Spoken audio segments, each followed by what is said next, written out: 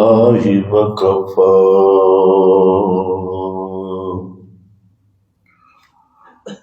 والصلاة والسلام على سید الرسل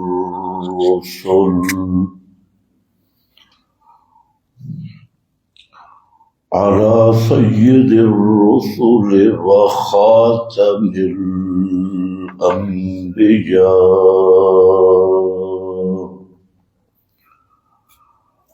أما بعد فأعوذ بالله من الشيطان الرجيم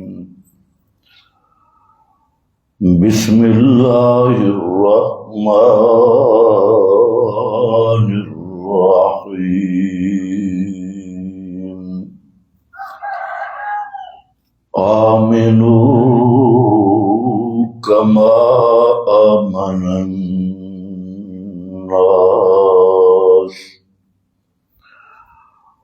سبحان ربك رب العزة عما يصفون وسلام على المرسلين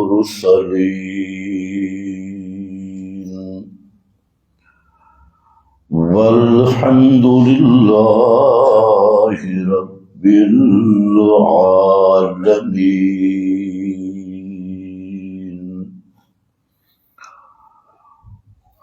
انتہائی قابل قدر بزرگوں اور بھائیوں، رمضان المبارک کا مقدس مہینہ، اس کا پہلا عشرہ قریب الاختتام ہے، اور خوش نصیب انسان وہ ہے جو اس رمضان المبارک کی بابرکت گھڑیوں سے فائدہ حاصل کرے اور رمضان المبارک کی برکات کو سمیٹنے کی کوشش کرے۔ یہ اللہ رب العزت کی سب سے بڑی نعمت ہے کہ اللہ نے اپنے بندوں کو اپنے قرب کے کئی ذریعے اور کئی اسباب تلقین کر دیے۔ ان میں سے ایک ذریعہ قرب الہی کا وہ روزہ ہے۔ بعض روایات کے مطابق علماء نے لکھا ہے کہ ایک آدمی 70 سال تک عبادت کرے، رات دن کی عبادت میں 70 سال وہ مشغول رہے، تو اتنا اللہ کا قرب حاصل نہیں ہوتا جتنا ایک روزہ رمضان کا رکھنے سے اللہ تعالی کا قرب حاصل ہوتا ہے۔ تو یہ سب سے زیادہ حصول قرب کا کبھی ترین اور قریب ترین ذریعہ ہے روزہ رکھنا۔ اور اسی رمضان المبارک میں ایک اور نعمت ہے، اور اس کا نام ہے تراویح۔ تراویح جو ہے یہ بھی اللہ رب العزت کی طرف سے ایک بہترین قرب الہی کا ذریعہ اور نعمت ہے،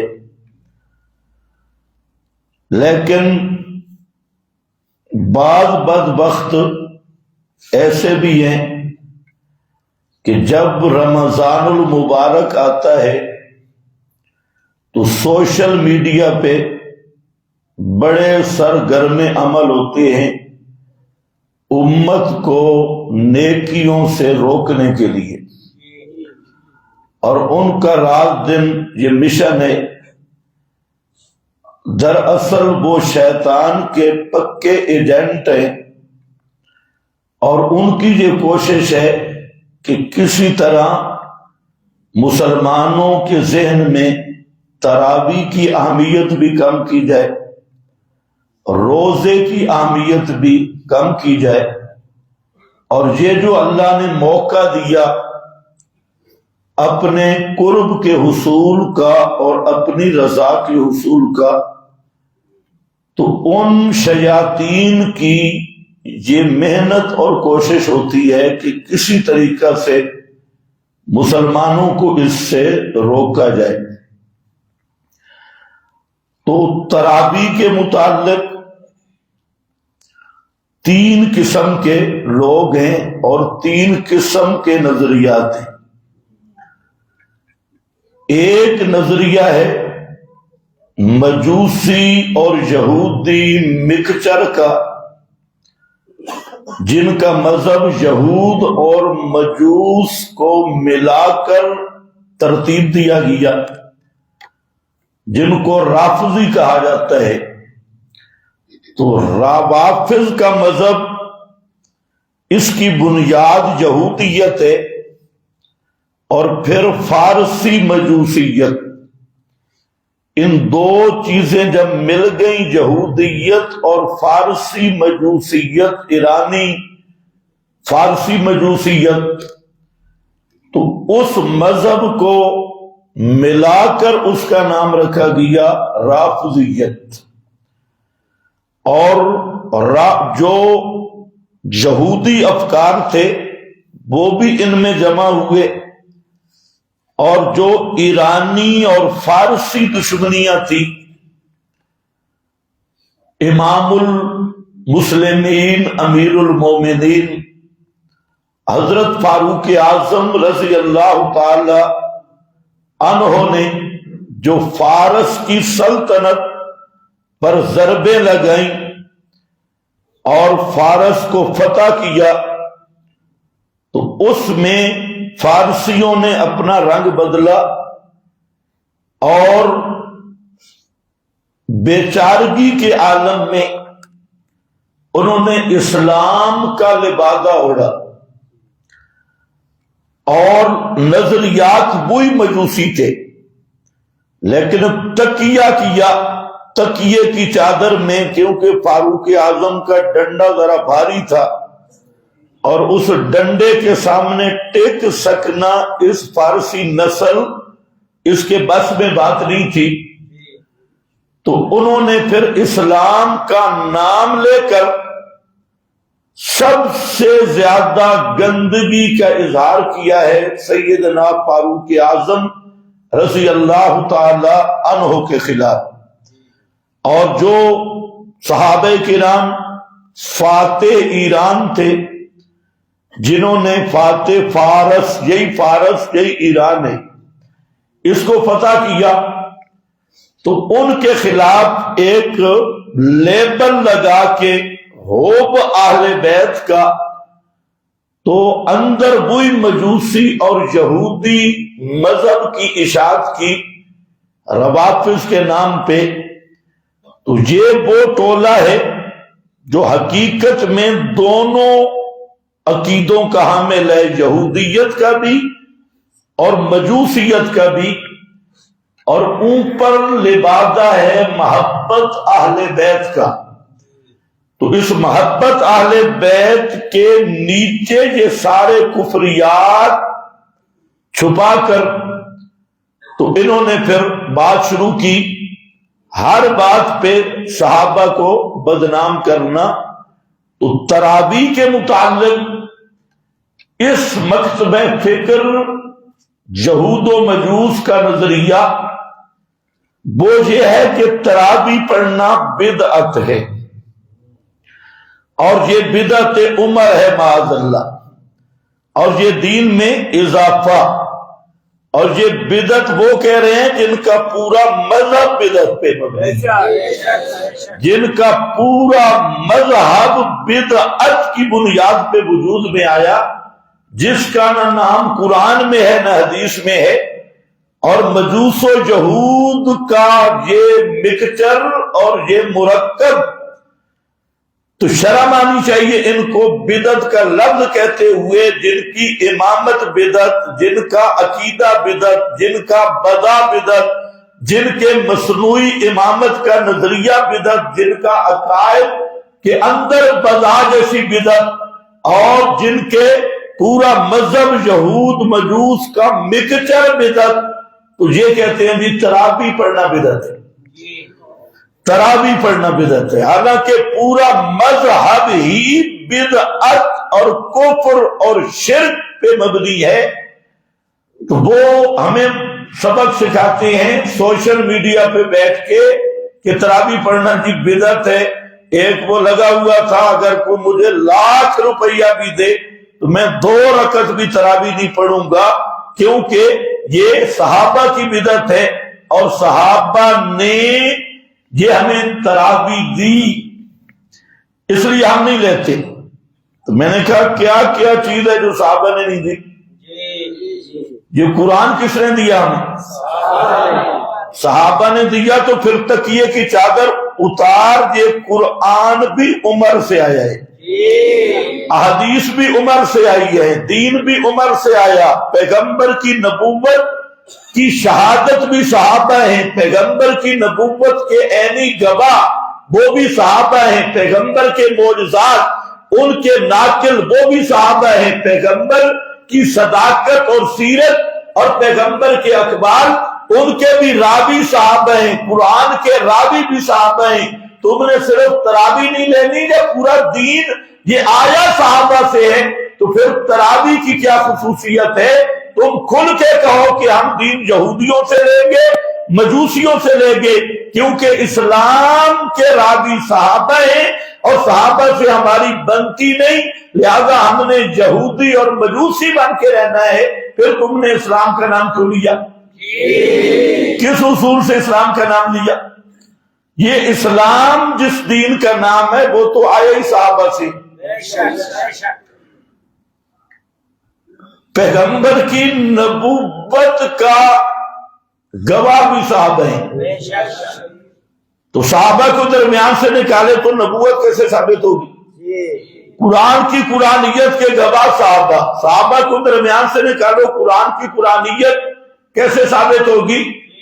پیغمبر کے اقوال و ارشادات، حتیٰ کہ اہل بیت کے وجود کے بھی گواہ صحابہ، اگر صحابہ درمیان سے نکال دو تو اہل بیت کا وجود بھی ثابت نہیں ہوگا اور پیغمبر کا دنیا میں آنا بھی ثابت نہیں ہوگا۔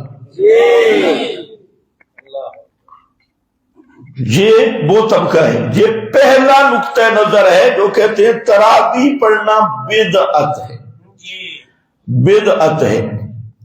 اور انہی کا ایک ماڈرن ایڈیشن ہے غیر مقلدین، وہ تھوڑے آگے بڑھے، اور یہ جو رافضی ہیں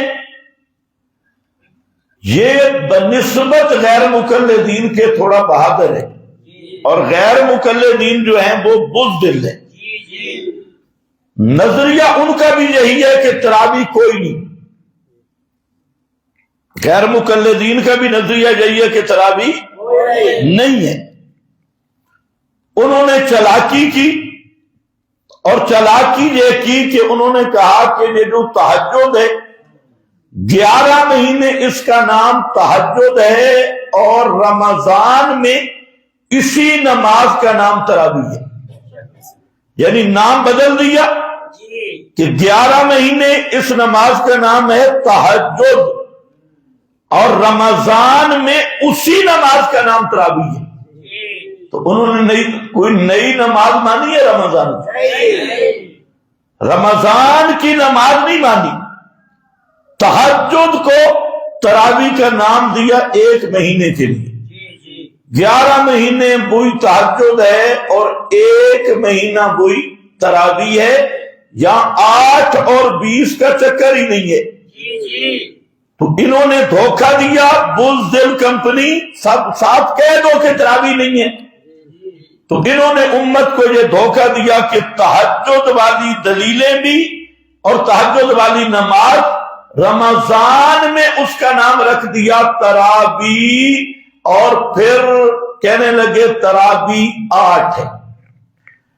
دنیا کا کوئی غیر مقلد اگر کہیں زندہ موجود ہو تو لفظ تراویح کے ساتھ 8 رکعت جس طرح یہ پڑھتے ہیں رمضان میں 8 رکعت تراویح، اس کا ثبوت نبی کریم علیہ السلام سے کسی ایک حدیث میں دے دے اور منہ مانگا انعام لے، نہیں تو پھر منہ مانگے جوتے اور لتر لے. امت کو دھوکہ دینے کے لیے پھر اس کا حقدار یہ لتروں کا ہے اور لٹریشن کا ہے. پوری امت کو دھوکہ دیا اور پورا رمضان جھوٹ بولتا ہے کہ تراویح 8 ہے. جی 8 تراویح ہے. 20 تراویح بدعت ہے. 20 تراویح ثابت نہیں ہے اور تراویح 8 ہیں. اس پہ یہ کھڑا ہے اور چوری کر کے دلیل وہی تہجد والی فٹ کی تراویح پر. تو اتنا رافضی مجرم نہیں جتنا یہ غیر مقلد ہے. یہ تقیہ کر کے تہجد کو تراویح بنا کے کھڑا ہے اور امت کو دھوکہ دے رہا ہے. جی یہ جو تراویح 8 ہے یا 20 ہے، بڑے صوفی آدمی وہ 8 تراویح پڑھ کے سائڈ پہ ہو جاتے، حالانکہ 8 تراویح کا کوئی وجود نہیں. تراویح بنتی 20 ہے، 8 تراویح کا وجود ہی نہیں. 8 پڑھی تو تراویح نہیں پڑھی، اس کا نام کوئی اور رکھنا ہوگا. تراویح 8 نہیں ہے. یہ دوسرا نظریہ ہے. اب پہلا نظریہ کہ وہ کہتے ہیں یہ بدعت ہے تراویح پڑھنا، اور یہ جو دوسرے ہیں ان کی اگلی نسل یہ کہتی ہے 20 بدعت ہے، ثابت نہیں. تو یاد رکھ لو پہلی بنیاد یہ ہے کہ تراویح بدعت کا جواب دے رہا. تراویح نبی کریم صلی اللہ علیہ وسلم سے ثابت ہے. جو بات پیغمبر کریم سے ثابت ہو اس کو بدعت کہنے والا خود زندیق ہوتا ہے اور ملحد ہوتا ہے. تو نفس تراویح کا وجود پیغمبر کریم صلی اللہ علیہ وسلم سے ثابت ہے. پہلی بات یہ ذہن میں رکھو، آپ نے تراویح کی جماعت بھی کرائی، آپ نے تراویح کی دعوت بھی دی، آپ نے تراویح پہ صحابہ کو جمع بھی کیا، آپ نے تراویح کی ترغیب بھی دی، اور آپ کے سامنے بھی تراویح کی جماعت ہوئی. آپ نے اس کی تحسین بھی فرمائی اور اسے اچھا عمل بھی قرار دیا. حضرت ابی ابن کعب جو قاری قرآن ہے، نبی کریم علیہ السلام تشریف لائے. حضرت ابی بن کعب یہ تراویح پڑھا رہے تھے صحابہ کرام کو باجماعت. تو آپ نے پوچھا یہ کیا پڑھا رہے ہیں نماز؟ تو آپ نے اس کی تحسین کی اور فرمایا بالکل صحیح ہے. یہ پیغمبر کے سامنے تراویح ہوئی اور پھر نبی کریم علیہ السلام نے خود تراویح پڑھائی اور 3 دن تک پڑھائی، اور پیغمبر کریم صلی اللہ علیہ وسلم سے جب نفس تراویح کا وجود ثابت ہے اور پھر چھوڑی کیوں اس کی آپ نے وجہ بھی بتا دی. اور وہ یہ 2 باتیں سمجھنے کے بعد تراویح پر سارے اعتراضات کا جواب آ سکتا ہے. تو میرے پاس یہ ہے ترمذی، یہ اور بھی کتب حدیث میں حدیث موجود ہے، لیکن یہ امام ترمذی کی سنن ترمذی ہے. باب ما جاء فی قیام شہر رمضان. اب 2 طرح کے باب محدثین قائم کرتی ہیں. ایک ہے قیام اللیل، تہجد کا باب، اور دوسرا ہے قیام شہر رمضان، تراویح کا باب۔ تو تہجد الگ ہے، تراویح الگ ہے، قیام اللیل اور ہے، قیام شہر رمضان اور ہے۔ اور یہ دھوکہ دیتے ہیں کہ تہجد بھی وہی ہے، تراویح بھی وہی ہے۔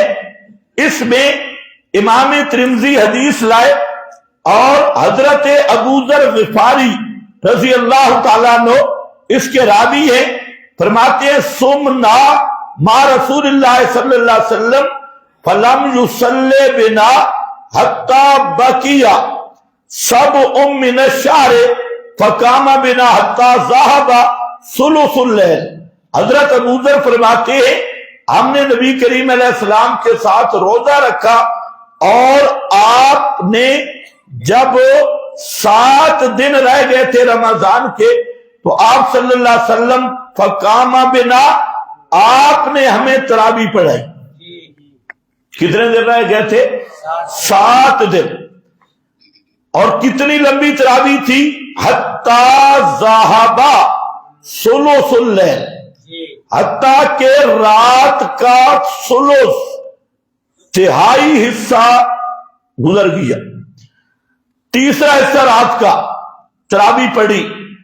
پھر اگلے دن آپ تشریف نہیں لائے، اور اس سے اگلے دن جب 5 دن رہ گئے تھے، قام بنا فی الخامسہ حتی ذہب شطر اللیل، آپ نے آدھی رات تک ہمیں تراویح پڑھائی۔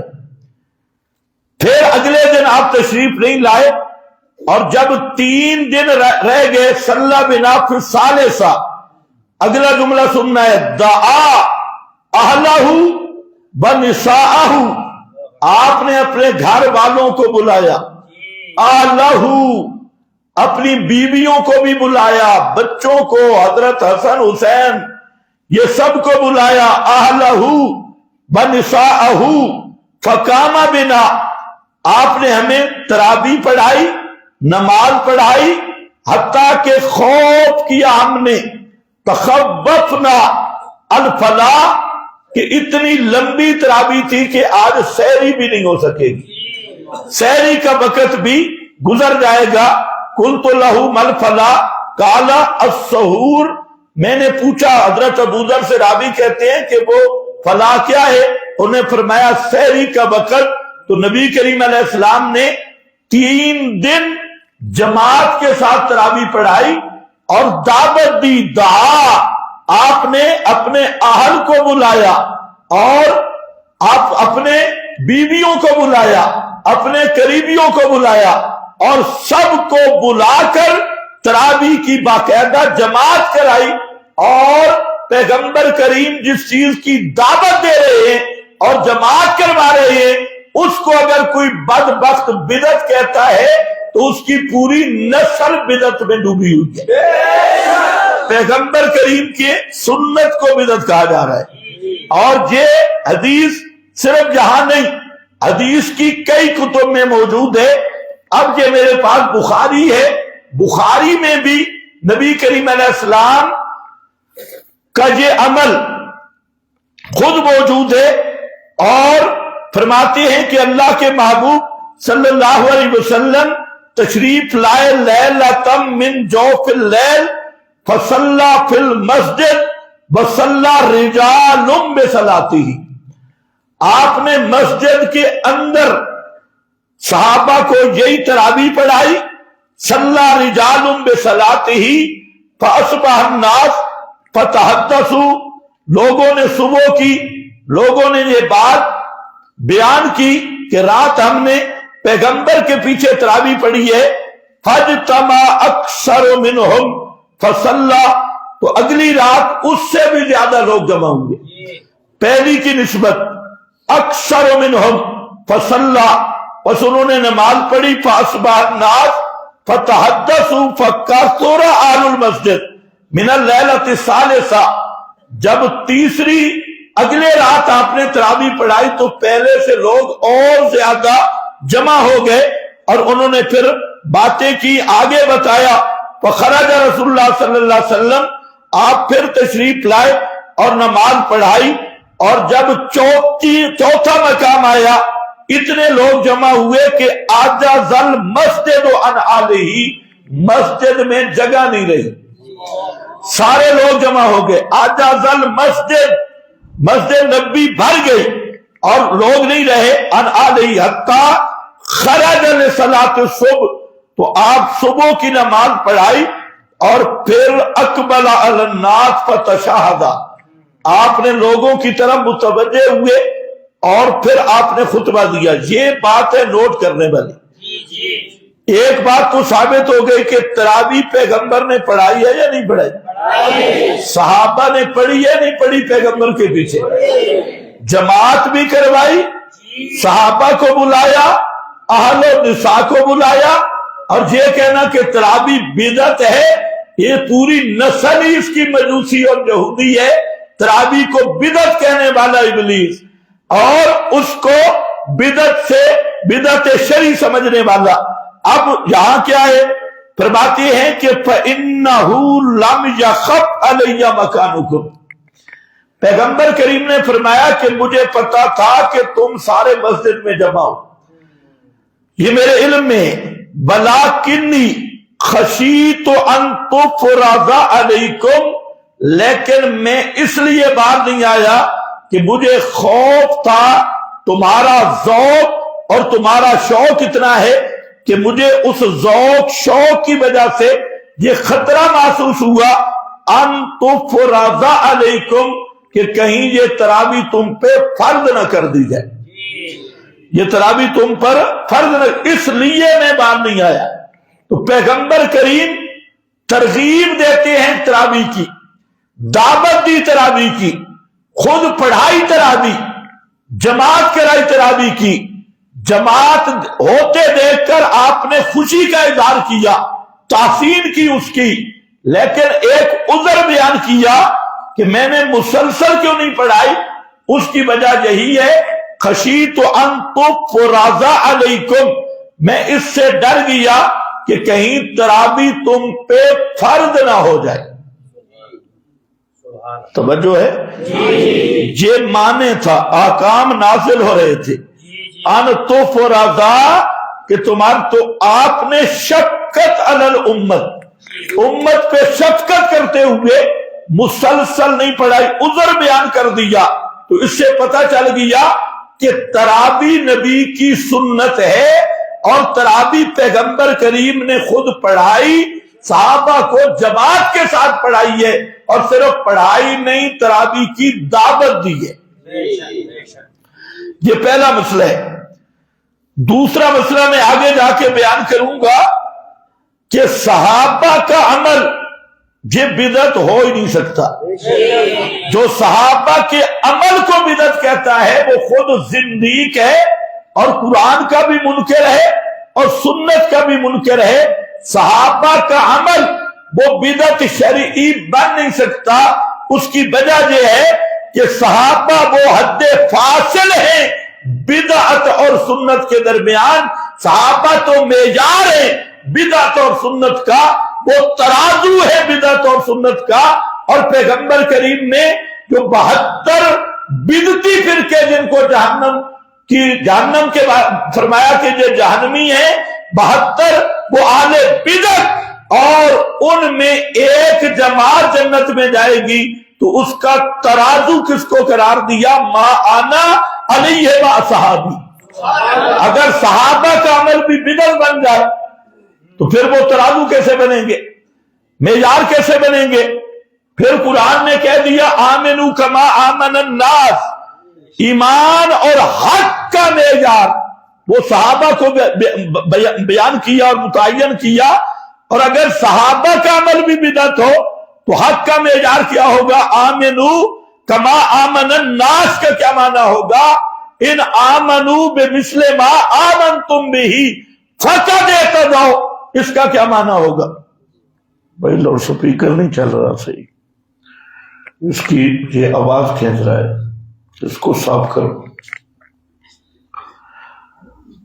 تو صحابہ تو معیار ہے سنت اور بدعت کا، صحابہ معیار ایمان ہے، معیار حق کے، ان آمنوا بمثل ما آمنتم بہ فقد اہتدوا، اگر یہ ایمان لائیں بمثل ما آمنتم بہ فقد اہتدوا، اور کل بدعت ضلالہ، بدعت ضلالت ہے، اور صحابہ کی طرح ایمان لانا ہدایت ہے، صحابہ کی طرح ایمان لانا فقد اہتدوا، اسی کا نام ہدایت ہے، اور بدعت ضلالت ہے، اگر صحابہ کا عمل اور قول اس کو ضلالت کہا جائے پھر ہدایت اور ضلالت کا معیار ہی کوئی نہیں، کیونکہ اللہ نے ہدایت کا معیار اور ترازو بنایا، کسوٹی بنایا، وہ ہے ان آمنوا بمثل ما آمنتم بہ فقد اہتدوا، وہ اتباع صحابہ ہے، اور اگر صحابہ کا عمل وہ بھی بدعت بن جائے تو پھر ہدایت اور ضلالت کا دنیا میں کوئی ترازو نہیں، کوئی معیار نہیں۔ اس لیے سب سے بڑا جاہل، سب سے بڑا زندیق، سب سے بڑا مرتد اور سب سے بڑا شیطان اور ابلیس کی نسل وہ ہے جو صحابہ کو بدعتی کہتے ہیں، جو صحابہ کو بدعتی کہے، اس سے بڑا ٹیوشن کی پیداوار دنیا میں نہیں ہے۔ سب سے بڑی پلیت نسل، سب سے بڑی نجس العین اور خنزیر سے بھی بدتر نسل وہ ہے جو صحابہ کو بدعتی کہے۔ وجہ اس کی یہ، اگر صحابہ میں بدعت ہو پھر حق باطل کا معیار ہی کوئی نہیں، پھر ہدایت اور ضلالت کا معیار ہی کوئی نہیں۔ اور صحابہ کے بارے میں فرمایا من المہاجرین والانصار، من المہاجرین والانصار والذین اتبعوہم بإحسان رضی اللہ، فرمایا مہاجرین اور انصار ان پہ اللہ راضی، بدعت پہ اللہ راضی ہوتا ہے؟ کل ضلالت فی النار، ہر بدعت گمراہی، اور گمراہی جہنم میں لے جانے والی۔ اور صحابہ کون ہیں؟ فرمایا جو ان پہ بھی اللہ راضی، اور جو ان کا متبع ہوگا اس پہ بھی اللہ راضی۔ والذین اتبعوہم بإحسان رضی اللہ، اور جن کی اتباع پہ رب راضی ہونے کا اعلان کر رہا ہے، ان کے اقوال کو، ان کے افعال کو، ان کے اعمال کو جو بدبودار نجس العین بدعت کہتا ہے، تو وہ دوسرے لفظوں میں یہ کہنا چاہتا ہے کہ اللہ نے بدعت پہ، بدعتیوں کی اتباع پہ اپنی رضا کا سند دے دی، وہ اللہ پہ بھی الزام لگا رہا ہے اور قرآن کا بھی انکار کر رہا ہے۔ اس لیے یاد رکھو، اصحاب پیغمبر یہ معیار ہے ہدایت اور ضلالت کا، یہ ترازو ہے حق اور باطل کا، اور یہ معیار ہے حق اور باطل کا۔ اس لیے صحابی کا کوئی عمل شرعاً بدعت نہیں ہوتا، صحابی کا کوئی فعل شرعاً بدعت نہیں ہوتا۔ رافضی اور مودودی جیسے ابلیس کے علاوہ کسی نے صحابہ کو بدعتی نہیں کہا۔ ایک مودودی ہے، اس نے حضرت معاویہ کے بارے میں کہا کہ انہوں نے بدعت ایجاد کی، یہ مودودی جیسا ابلیس ہے۔ اور دوسرا خمینی نسل، مجوسی نسل۔ اس لیے یاد رکھو، چاہے یہودی ہو، چاہے مودودی ہو، چاہے رافضی ہو، چاہے کوئی اس سے بڑا شیطان ہو، جو کسی صحابی کو بدعتی کہتا ہے، اس سے بڑا زندیق اور مرتد کائنات میں کوئی نہیں ہے۔ وہ قرآن کا منکر ہے۔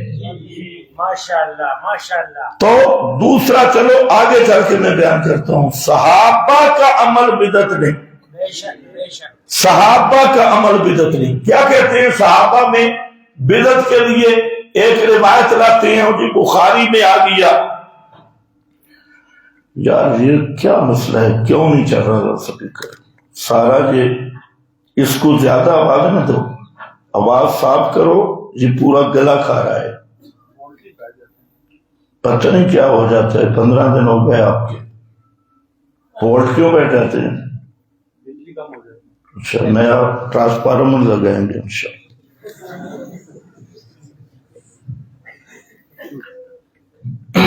اس کے بٹن صحیح رکھو، چلتا رہتا ہے، پہلے آج زیادہ گڑبڑ کر رہا ہے۔ توجہ ہے میری طرف؟ زیادہ آواز نہیں چاہیے، صاف آواز چاہیے۔ زیادہ آواز تو ان کے کان پھٹ جائیں گے۔ آواز کم کرو اور صاف کرو، گلا نہ کھائے۔ اب ذرا سمجھو، تراویح نبی کی سنت سے ثابت ہے اور صحابہ کا عمل بدعت نہیں ہوتا۔ اب آؤ اگلا مسئلہ، پیغمبر کریم صلی اللہ علیہ وسلم کے کار نبوت کا تتمہ ہے خلافت موعودہ۔ اس بات کو ذرا سمجھنا ہے، کار نبوت نبی کریم علیہ السلام کے کام کی تکمیل وہ خلافت موعودہ ہے، جس کا اللہ نے قرآن میں وعدہ کیا تھا لَيَسْتَخْلِفَنَّهُمْ فِي الْأَرْضِ، اور اسی وعدہ میں ایک شک ذکر کی کہ یہ جو خلافت ہوگی اس پہ تو پوری امت متفق ہے، وعد اللہ الذین آمنوا منکم وعملوا الصالحات۔ یہ آیت سورہ نور کی کہ اس کا مصداق 4 افراد کی خلافت ہے، ایک ابو بکر، عمر، عثمان، علی، یہ خلفائے راشدین جنہیں کہا جاتا ہے، یہ ہے خلافت موعودہ۔ اور خلافت موعودہ اس کی بنیاد تھا آمنوا وعملوا الصالحات۔ وہ خلافت موعودہ وہ ملی ہے ایمان اور عمل صالح کے درجے کے لحاظ سے، تو سب سے پہلا ایمان اور عمل صالح کا درجہ ابو بکر صدیق کا، پھر فاروق اعظم کا، پھر حضرت عثمان کا، پھر حضرت علی کا۔ یہ اسی ترتیب مراتب کے لحاظ سے آمنو وعملوا الصالحات میں نہیں بیان کیا کہ یہ خلافت موعودہ ملے گی ایمان عمل صالح کے مراتب کے لحاظ سے، اور یہ اللہ نے خبر دی اور یہ خبر پوری ہوئی، پوری امت متفق ہے سوا چند یہودیوں مجوسیوں کے جن کا امت کے ساتھ تعلق ہی نہیں، کہ اللہ کا یہ وعدہ پورا ہوا۔ اور وہ وعدے کا مصداق یہ 4 خلفاء ابو بکر و عمر عثمان علی کی خلافت ہے، اور ان کے بارے میں اللہ نے جملہ جہاں ذکر کیا وَلَيُمَكِّنَنَّ لَهُمْ دِينَهُمْ الَّذِي ارْتَضَىٰ لَهُمْ، فرمایا وَلَيُمَكِّنَنَّ لَهُمْ دِينَهُمْ۔ یہ جو خلفاء خاص ہیں، خلفاء راشدین، ان کے زمانے میں جو میرا مرضی پسندیدہ دین ہے اس دین کو میں زمین میں جما دوں گا۔ تمکین فی الارض ہوگی اور زمین پر وہ دین تمکین کے ساتھ ایسا متمکن ہو جائے گا کہ آنے والی پوری امت اسی دین کی پابند ہوگی۔ وَلَيُمَكِّنَنَّ لَهُمْ دِينَهُمْ الَّذِي ارْتَضَىٰ لَهُمْ۔ یہ وہی دین تھا الْيَوْمَ أَكْمَلْتُ لَكُمْ دِينَكُمْ وَرَضِيتُ لَكُمُ الْإِسْلَامَ۔ ارتضیٰ لَهُمْ، وہاں قوم یہاں ہم، قوم بھی یہی ہم بھی یہی۔ وَلَيُمَكِّنَنَّ لَهُمْ دِينَهُمْ، ان کے دین کو زمین پہ تمکین جڑیں عطا کر دوں گا، جما دوں گا اور نافذ کر دوں گا اور مضبوط کر دوں گا۔ قیامت تک جتنے بھی مومن آئیں گے وہ اسی دین کے پابند ہوں گے جس دین کو یہ خلفاء نافذ کریں گے۔ سبحان اللہ۔ ان خلفاء کے نفاذ کے پابند ہوں گے۔ وَلَيُمَكِّنَنَّ لَهُمْ دِينَهُمْ کا لفظ قابل غور ہے۔ اللہ تمکین فی الارض دے گا کس کو؟ ان کے دین کو، دینہم جو یہ نافذ کریں گے۔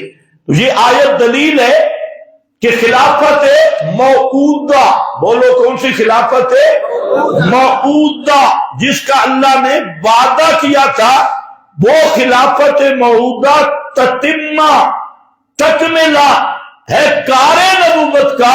پیغمبر کریم نے جو بہت سارے کام کرنے تھے یا جن کاموں کے موانع موجود تھے آپ نے نہیں کیے، یا جن کا آپ چاہتے تھے کرنا اور وقت کم تھا، مصروفیت زیادہ تھی، تو ان سارے کاموں کو اس خلافت موعودہ میں تکمیل ملی ہے۔ اسی لیے نبی کریم علیہ السلام نے فرما دیا علیکم بسنتی وسنت الخلفاء الراشدین المہدیین اور الراشدین المہدیین، خلفاء سے مراد یہی خلافت موعودہ، فرمایا میری سنت بھی لازم ہے اور خلفاء راشدین کی سنت بھی لازم۔ علیکم بسنتی وسنت الخلفاء راشدین یا بدعت الخلفاء راشدین، پیغمبر فرماتے ہیں سنت الخلفاء راشدین، اور یہودی نسل کہتی ہے بدعت، مجوسی نسل کہتی ہے بدعت، اور یہود و نصارہ کی یہ مدے کی نسلیں یہ کہتی ہے بدعت۔ تو بھائی تو اپنا بیج ہی سٹ کرا لے، تیرا تو بیج ہی صحیح نہیں ہے، اور پتہ نہیں کدھر مانگوا مستعار اور استعارت تو کہاں سے آیا۔ تو اصل بات کیا ہے، علیکم بے سنتی، کیوں کہا علیکم بے سنتی بسنت الخلفاء الراشدین المہدیین؟ اس لیے فرمایا کہ ان خلفاء کے جو کام ہیں وہ پیغمبر کی سنت کی تکمیل ہے، پیغمبر کی سنت کی۔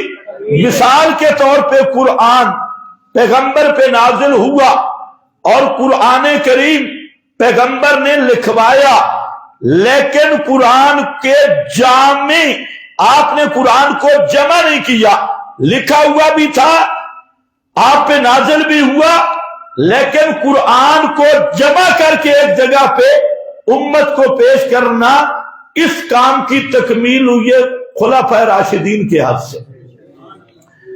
قرآن جمع کر کے امت تک پہنچانا، اس لیے جو صحابہ سے ہٹا اس سے قرآن بھی گیا، اس کا قرآن مفرور امام کے پاس غار میں ہے، اور وہ نہ امام نکلے نہ قرآن ہے۔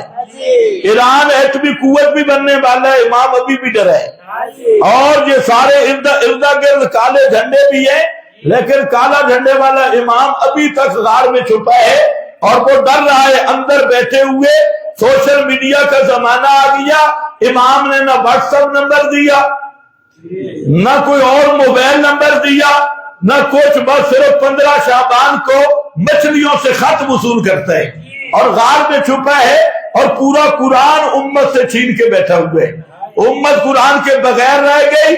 امام تو آنا تھا انصاف کے لیے، عدل قائم کرنے کے لیے۔ ایک طرف تو نظریہ ہے امام جب تک نہ ہو کائنات قائم نہیں ہوتی، امام کا ہونا ضروری ہے، جو بغیر امام کے مر گیا وہ جہلیت کی موت مرا۔ امام کے بغیر زمین آسمان قائم نہیں، وہ امام انڈر گراؤنڈ چھپا ہے، اندر بھی نہیں، انڈر گراؤنڈ۔ اور 260 ہجری سے 1445 ہو گیا، ابھی تک امام نے سانس ہی نہیں لیا باہر۔ تو ایسے امام کا اچار ڈالنا ہوگا جو اندر چھپ کے بیٹھا ہو۔ تو یہ سب امام کے نام پہ جھوٹ اور کذب اور افتراء، من گھڑت، حتیٰ کہ وہ امام کی ولادت بھی ثابت نہیں۔ امام مہدی جو ہے وہ تو اس کا تو پیدا ہونا کہیں ہے ہی نہیں کہ وہ پیدا ہو گیا، اور یہ امام تو جناب 15 شعبان شب جمعہ 256 یا 57 ہجری میں یہ امام پیدا ہوا، جس پہ نہ قرآن ہے نہ حدیث ہے نہ کوئی امام ہے، اور جس کے ذمہ لگایا وہ امام کہ امام حسن عسکری کا بیٹا ہے۔ امام حسن عسکری کی اولاد ہی کوئی، وہ خود کہتے ہیں دائیوں نے چیک کیا تو امام کا پتہ نہیں چلا، امام کی ولادت ہوئی تو دائی کے ہاتھ میں بھی نہیں آیا، دائیوں کے ہاتھ۔ امام کو کسی نے دیکھے ہوتا تو کوئی دیکھتا، وہ دیکھے کون ہے ہی کوئی نہ، وہ بیٹھا ہے تو قرآن کو مجموعہ کی مصحف کی شکل میں امت کو صحابہ نے دیا. اسی طرح پیغمبر کریم کی ترغیب تھی تراویح، مرغوب تھی تراویح، جماعت کرائی تراویح کی، گھر والوں کو بلایا تراویح پہ، اور ساتھ ایک معنی ذکر کر دیا امت پہ شفقت کرتے ہوئے کہ میں نے اس لیے اس کا زیادہ اہتمام نہیں کیا کہیں تم پہ فرض نہ ہو جائے. پھر فرض ہو جاتی تو بیمار کدھر جاتے، فرض ہو جاتی تو اور کام کاج والے کدھر جاتے، وہ پھر رمضان میں فرض کے تارک بن جاتے.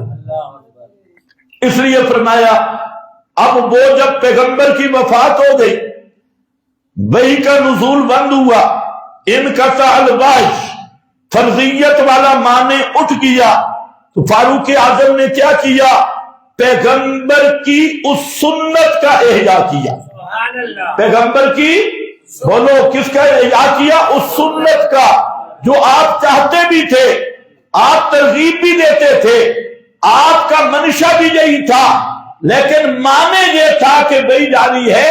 انقطاع الوحی کے بعد فاروق اعظم نے پیغمبر کے اس منشا کو، آپ کی اس چاہت کو، آپ کی اس تمنا کو، آپ صلی اللہ علیہ وسلم کے اس پروگرام کو، اس سنت کا احیا کیا جو سنت ایک معنی کی وجہ سے رہ گئی تھی. کس کی وجہ سے رہ گئی تھی؟ بولو کس کی وجہ سے رہ گئی تھی؟ اور جب معنی اٹھ گیا، اور یہ تو ہر عقل والا جانتا ہے کہ یدار الحکم علی علت ہی، علت نہیں حکم نہیں، علت ہے حکم ہے، تو وہ فرضیت والی علت مرتفع ہو گئی، اب وہ خطرہ نہیں رہا. تو فاروق اعظم نے کیا کیا؟ پیغمبر کے منشا کی تکمیل کی، اور پیغمبر کی اس سنت کو زندہ کیا. قیامت تک جتنی تراویح ہوگی، من احیا سنتی، فرمایا جو میری سنت کو زندہ کرے گا اس کو بھی اجر ملے گا، اور اس سنت پہ جو قیامت تک عمل کرے گا ان کا اجر بھی اس کو ملے گا. قیامت تک جو مسجدوں میں تراویح ہو رہی ہے اس کا ثواب فاروق اعظم کے نام اعمال میں بھی جا رہا ہے. کیونکہ حضرت فاروق اعظم نے کیا کیا؟ بولو میں آگے چلوں. پیغمبر کی سنت کا احیا کیا، اور ان بد نسلوں کو احیا بدعت نظر آ رہا ہے. سنت نبی کا احیا، اور پھر بیٹھ کے کہنا جی تراویح تو ثابت ہی نہیں، تراویح تو فلاں ہی نہیں. ہاں اگلی بات اب سنو، تراویح ہے کتنی؟ کتنی تراویح ہے؟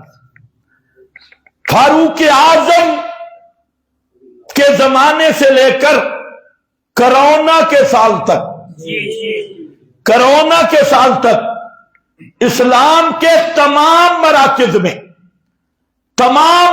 میں، مکہ میں، مدینہ میں، اور اس وقت کا مرکز کوفہ، بغداد، مصر، خراسان، جتنے اسلامی مراکز تھے، فاروق اعظم کے دور سے لے کر کرونا کے سال تک ان مراکز میں تراویح 20 رہی ہے. کتنی تراویح رہی ہے؟ اونچے بولو کتنی تراویح رہی ہے؟ کتنی تراویح رہی ہے؟ اور 12ویں صدی ملکہ وکٹوریا کے زمانے سے پہلے، یہ جو انگریزوں کی ملکہ تھی، اس کے زمانے سے پہلے جس نے ہمیں کئی تحفے دیے، ایک مرزا قادیانی، یہ مرزا قادیانی چوہا بھی یہ ملکہ وکٹوریا کا امت کو تحفہ ملے، اس کو کہا تو نبی. اور دوسرا غیر مقلدین کا ٹولہ، یہ غیر مقلدین یہ بھی ملکہ وکٹوریا کے دور کی پیداوار.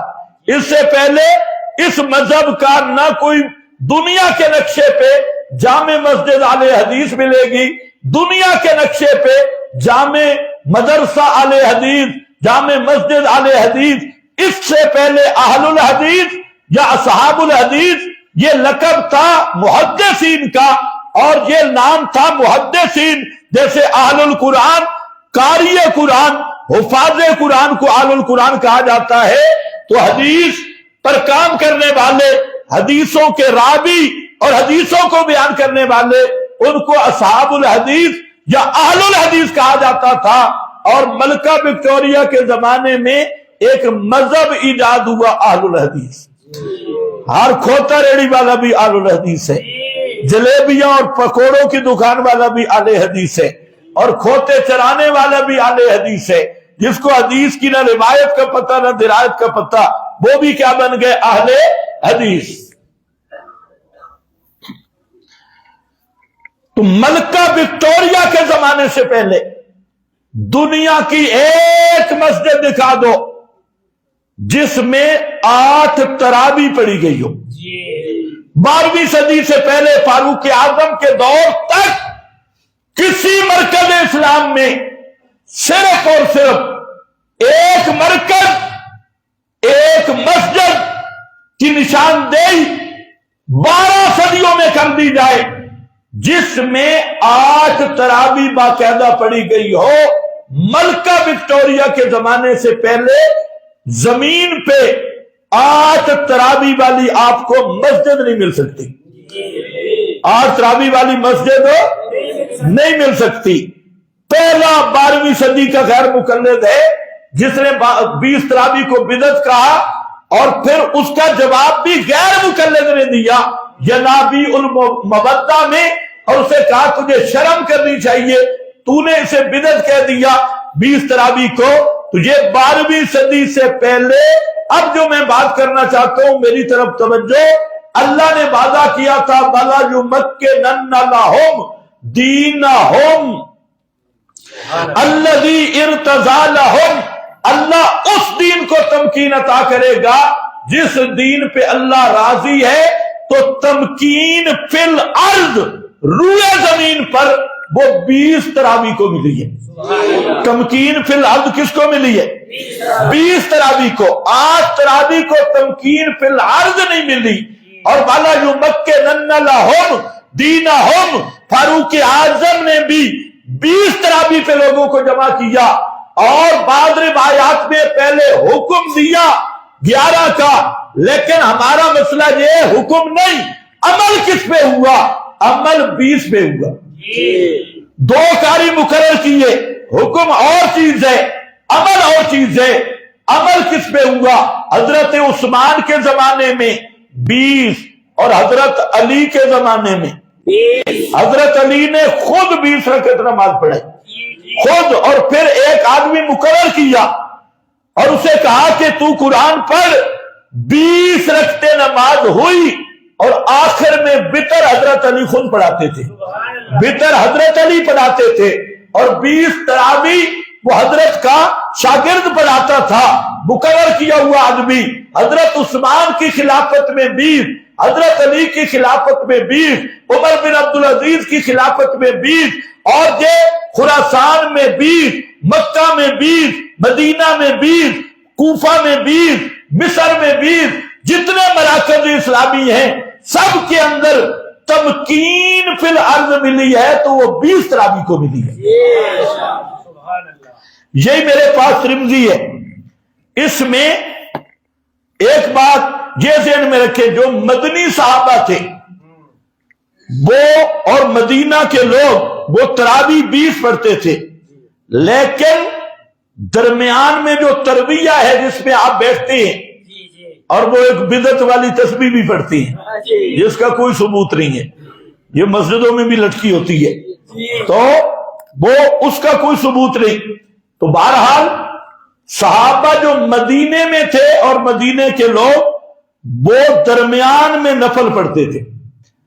یہ جو وقفہ ہوتا ہے 4 رکعتوں کے درمیان میں، اس میں وہ نفل پڑھتے تھے، اس لیے ان کی رکعتیں 39 تک اور 41 تک چلی جاتی تھی، اوپر سے لے گئے اور درمیانی نفل ملا کے۔ اور جو مکہ میں صحابہ اور لوگ تھے وہ دوران ترویہ طواف کرتے تھے۔ اس سے یہ بھی پتہ چل گیا کہ وہاں نبی کی قبر بھی تھی، انہوں نے اس کا طواف کیوں نہیں کیا؟ پاکستان میں تو قبروں کا طواف ہے، وہ نوافل پڑھ رہے اور یہ طواف کر رہے ہیں۔ اس لیے فرماتے ہیں امام ترمذی یہی حدیث لکھ کر فرماتے ہیں کہ اکثر اہل العلم علامہ روبیہ ان علی و عمرہ بغیرہما من اصحاب النبی، فرماتے ہیں کہ اکثر اہل علم، یہ اکثر اس لیے کہہ رہے ہیں کہ بعض 39 تک چلے گئے، 41 تک، 8 والا نیچے کوئی نہیں آیا، 20 سے اوپر والے آپ کو ملیں گے۔ تو فرماتے ہیں کہ اکثر اہل علم حضرت علی سے، حضرت علی کو جانتے ہو؟ آج رافضی کہتے ہیں بدعت، تو علی کا کیا بنے گا؟ حضرت علی بدعت کرتے رہے اور پھر کلو دلالت فی النار۔ یہ فاروق اعظم کی ضد میں ظالم کے بچوں، تم نے حضرت علی کو بھی بدعتی کہا، حضرت حسن حسین کو بدعتی کہا، وہ بھی 20 ترابیوں پہ رہے، حتیٰ کہ یہ تو ابھی وقت نہیں، شیعہ مذہب کی اپنی کتابیں، امام جعفر صادق بھی تراویح پڑھتے رہے۔ امام تہذیب الاحکام اٹھا، تہذیب الاحکام میں امام جعفر صادق نے تراویح پڑھی۔ اگر تراویح پڑھنا بدعت ہے، بچو تیرا پہلا امام بھی بدعتی، چوتھا امام بھی بدعتی، سارے امام تیری مذہب کی کتابوں میں، اور جس کا امام بدعتی ہو تو بدعتی جہنمی ہے، جس کا معصوم امام جہنمی ہو اس کا کیا بنے گا؟ یہ فاروق اعظم کی ضد میں آ کے جن کو معصوم کہتے ہیں، اپنے اماموں کو بھی جہنم کی ٹکٹ دے دی۔ تو اب ذرا دیکھو، فرماتی ہے اکثر اہل علم علامہ روبیہ ان علی و عمرہ، حضرت علی اور حضرت عمر سے جو منقول ہے، اور ان کے علاوہ من اصحاب النبی 20 رکعتن، کتنی؟ بولو ٹائم ختم ہونا ہے۔ 20 رکعتن، 20 رکعت، بہوا قول سفیان، یہی سفیان ثوری جو امام بخاری کے بھی اساتذہ میں سے ہے، اور بخاری مسلم دھری ہے سفیان ثوری کی روایات سے۔ امام سفیان ثوری اور عبداللہ ابن مبارک کو ذرا نکال بخاری مسلم سے، پھر میں دیکھتا ہوں کتنی روایتیں رہتی ہے۔ یہ بخاری مسلم کا سب سے مرکزی اور چوٹی کا راوی عبداللہ ابن مبارک، امام شافعی سب کہتے ہیں وہ 20 رکعت تراویح ہے۔ اب بخاری پڑھنے والوں کو نے 8 ڈھونڈ لی ہے۔ سفیان ثوری جو حدیث اوپر کھڑا ہے بیان کرنے والا، اس کو 8 کا پتہ نہیں چلا، وہ 20 پڑھ رہا ہے۔ یہ نیچے جو ہے وکٹورین، انہوں نے 8 تراویح دریافت کر لی ہے، واہ واہ، 8 تراویح دریافت کی۔ اور عبداللہ ابن مبارک جو بخاری سے بھی اوپر کھڑا ہے اور استاد الاساتذہ اور امام ہے، اس کو سمجھ نہیں آئی کہ 8 ہے یا 20، وہ 20 پڑھ رہا ہے۔ عبداللہ ابن مبارک 20 پڑھ رہا ہے۔ امام شافعی یہ بخاری سے اوپر کھڑا ہے، وہ 20 پڑھ رہا ہے۔ امام شافعی کہتے ہیں کہ میں ہاکذا ادرکت ببلدنا بمکہ یصلون 20 رکعہ۔ امام شافعی فرماتے ہیں جب میں نے ہوش سنبھالا تو اپنے مکہ شہر میں کعبہ میں 20 تراویح ہو رہی تھی۔ اب میرے شہر میں 20 تراویح ہو رہی تھی۔ اور پھر اسی طرح فرماتے ہیں وقال احمد، امام احمد وہ ان کے مذہب میں بھی اسی طرح ہے۔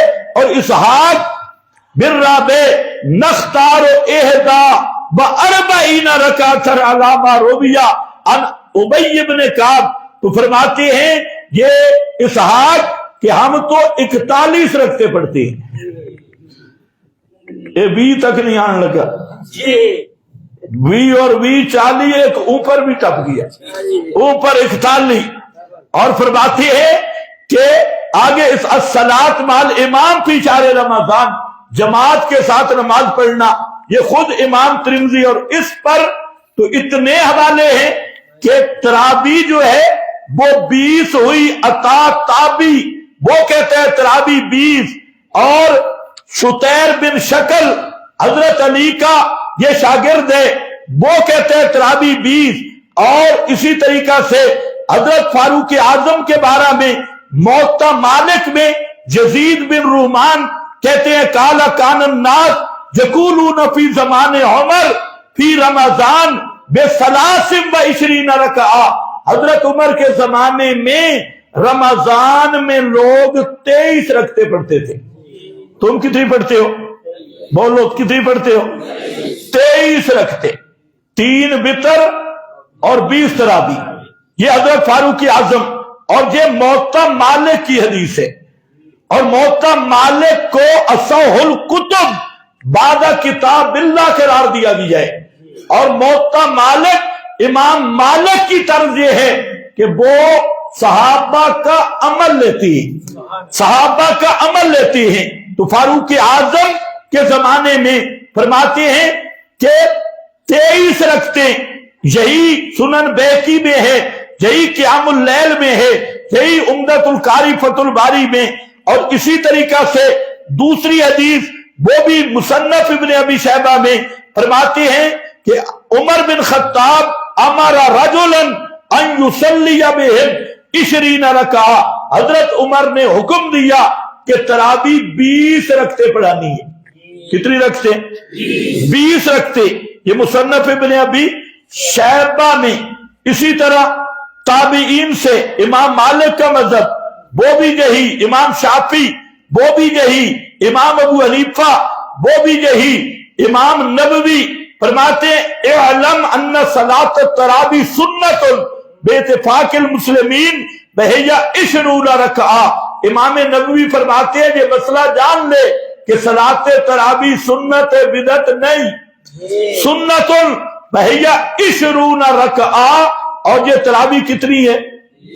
20 رکعت تراویح ہے. اور اسی طرح امام ابن تیمیہ جس کو شیخ الاسلام اور بہت بڑے القاب دیے جاتے ہیں، فرعا کثیرا من العلماء ان ذالک هو السنہ.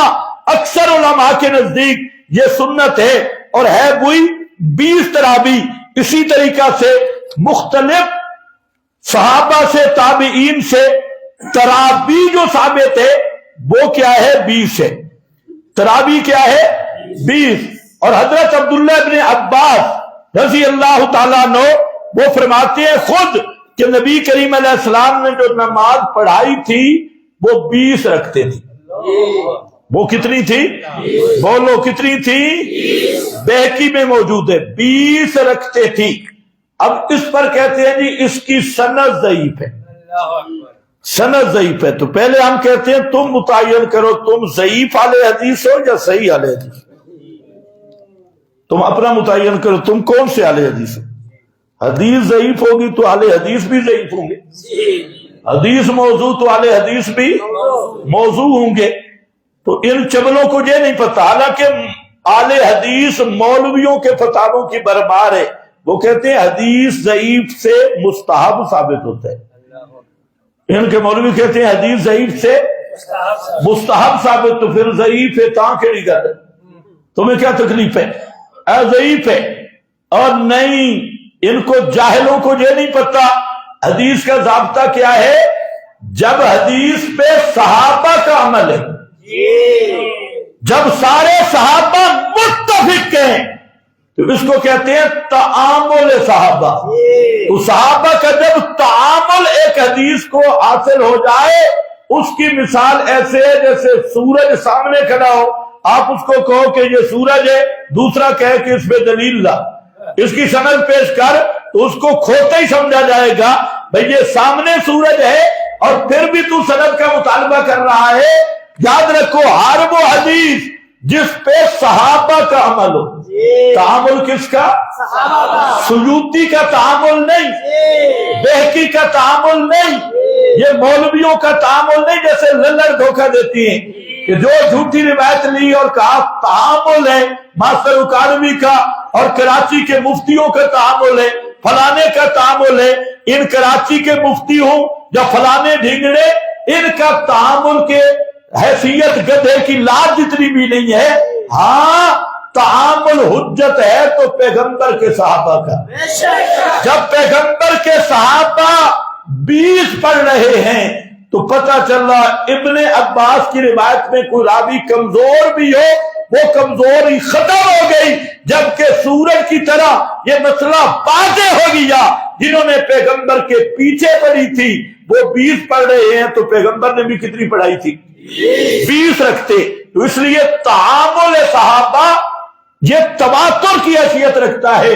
اور یاد رکھو اگلی بات، یہ 20 تراوی صحابہ سے لے کے آج تک یہ تواتر عملی ہے.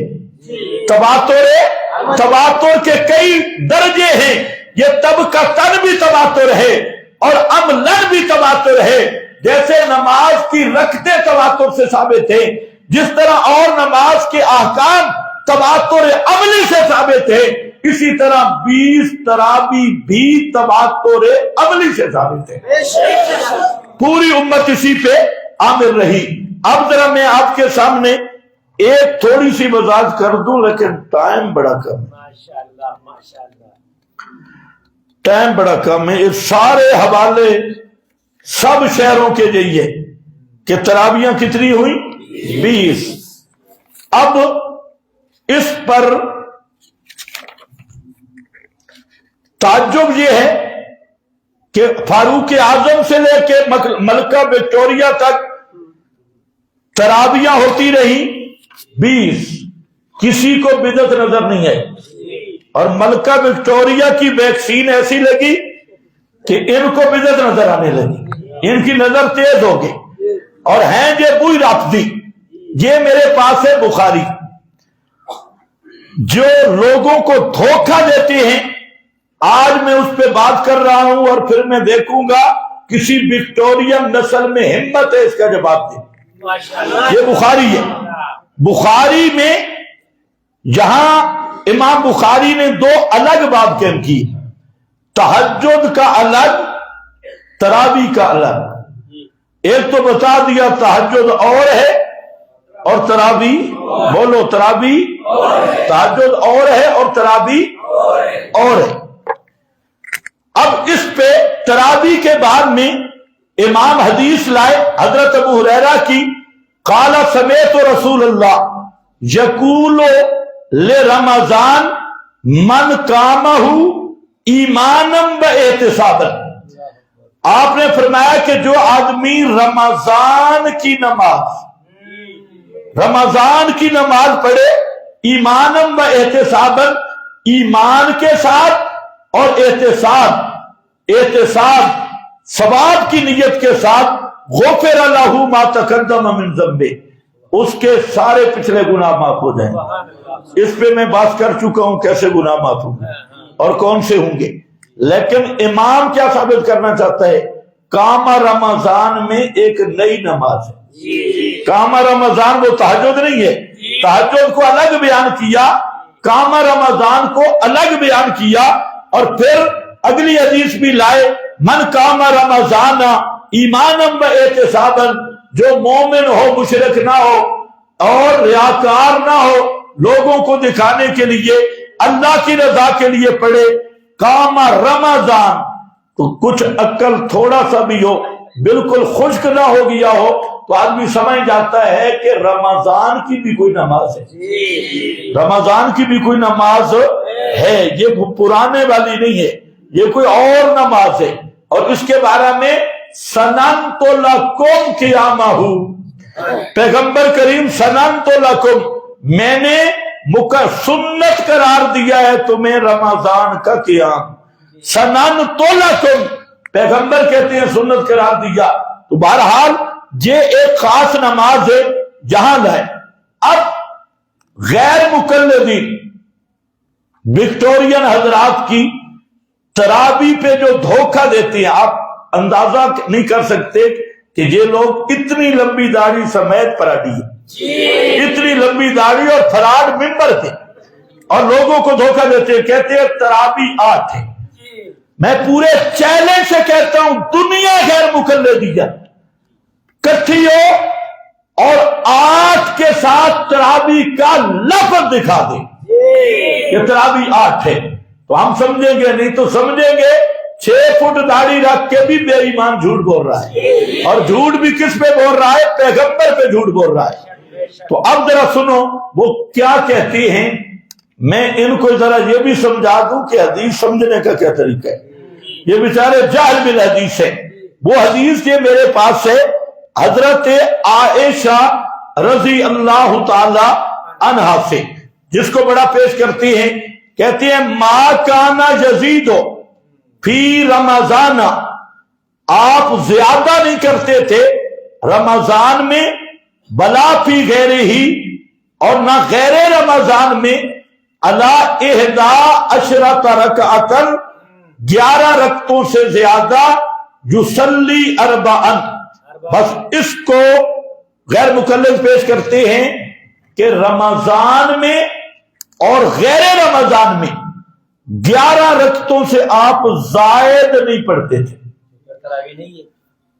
توجہ ہے؟ اچھا، اب ہر بندہ سمجھ سکتا ہے کہ جہاں رمضان کی بات ہو رہی ہے یا ساتھ غیر رمضان کی؟ تو تراویح رمضان میں ہوتی ہے یا غیر رمضان؟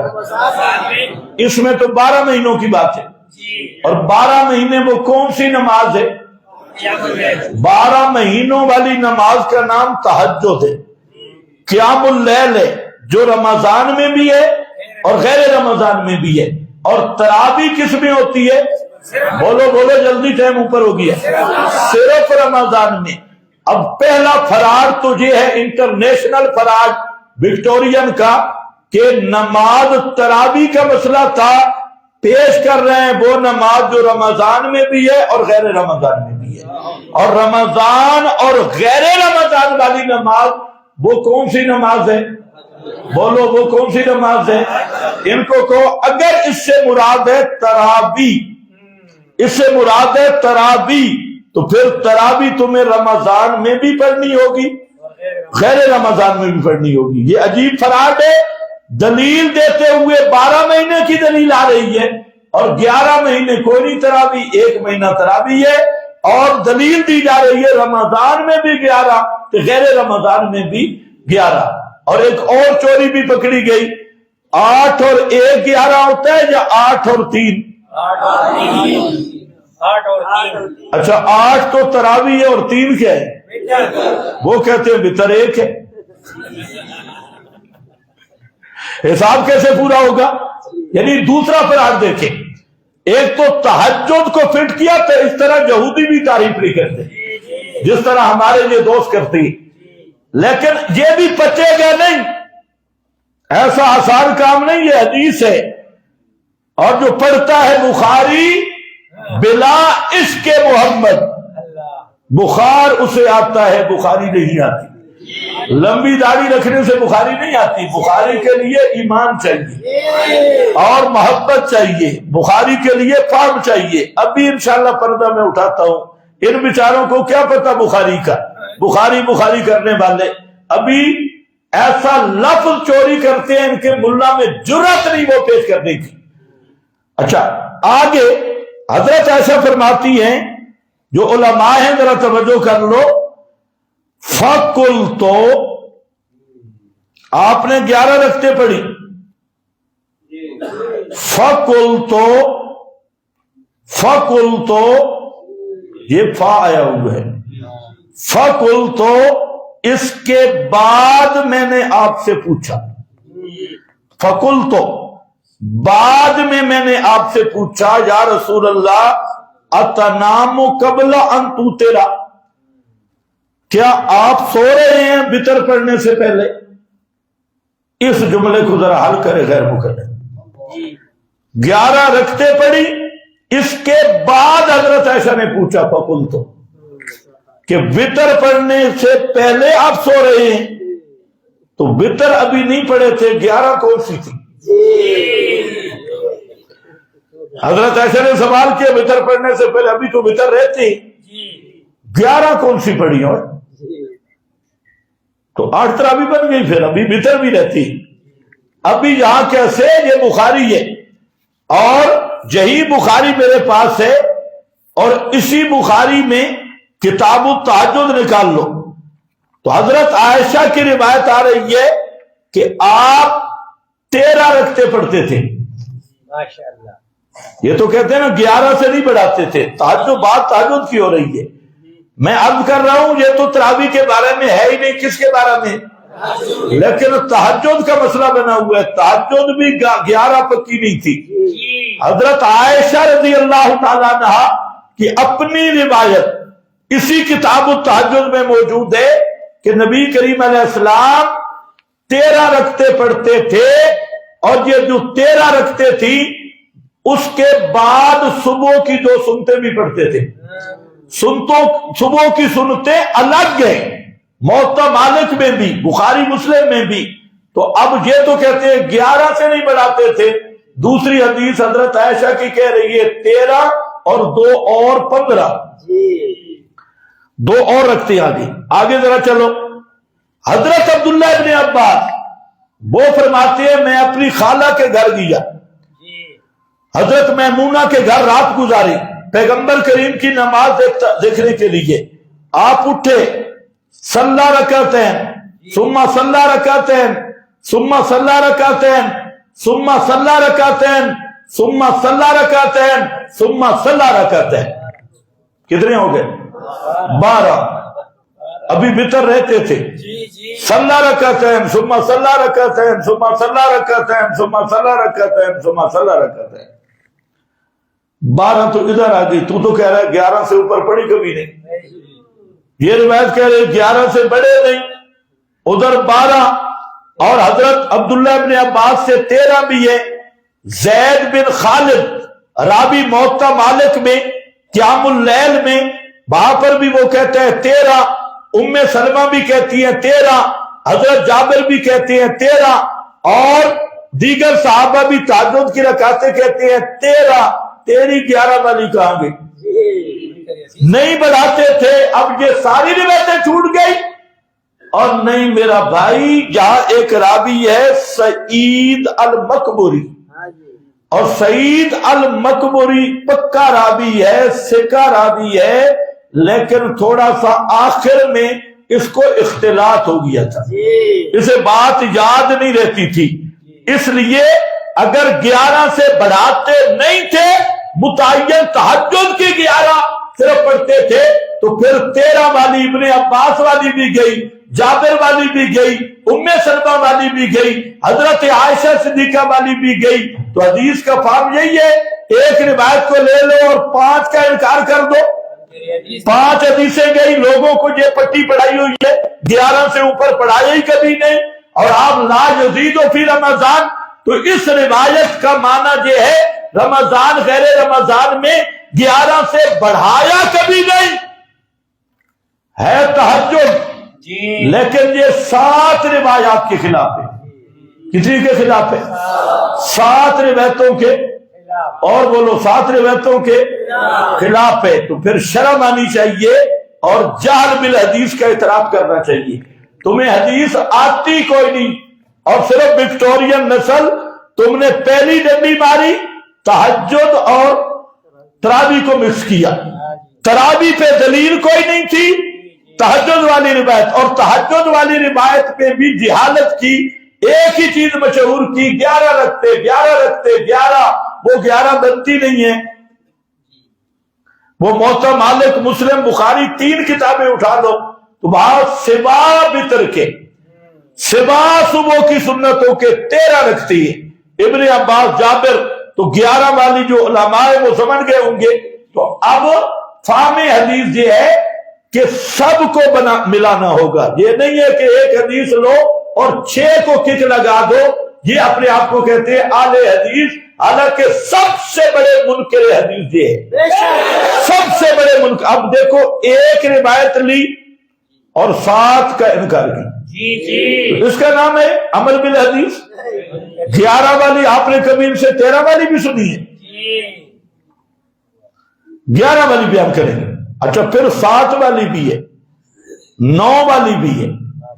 تو تہجد کی نماز یاد رکھو، اکثر آپ 8 رکعتیں پڑھتے تھے، لیکن 8 متعین نہیں تھی، کبھی کم بھی پڑھتے کبھی زیادہ بھی پڑھتے، کبھی کم بھی پڑھتے کبھی زیادہ بھی پڑھتے۔ اب غلط فہمی کہاں سے ہوئی؟ جب آپ نے متعین کر دیا کہ ہمیشہ تہجد آپ نے 8 ہی پڑھی ہے، ایک حدیث کا معنی غلط کیا تو 7 حدیثوں کا انکار۔ تو اس لیے یہ بھی ان کی جہالت۔ اب آخر پہ صرف اتنا سن لو، آپ سمجھ سکتے ہیں کہ تہجد اور تراویح میں فرق ہے یا نہیں ہے؟ تہجد قرآن سے ثابت ہے، فتہجد بھی 22 سے زیادہ فرق ہے، 22 تہجد اور تراویح میں، اور تراویح حدیث سے ثابت ہے، سننت لکم قیامہ۔ اور نمبر 2 تہجد یہ گھر کی نماز ہے اور تراویح مسجد کی نماز ہے۔ نمبر 3 تہجد انفرادی نماز ہے، تراویح باجماعت نماز ہے۔ اور نمبر 4 تہجد رات کو اٹھ کے سو کے اٹھنے کے بعد کی نماز ہے، تراویح عشاء سے متصل بعد کی نماز ہے۔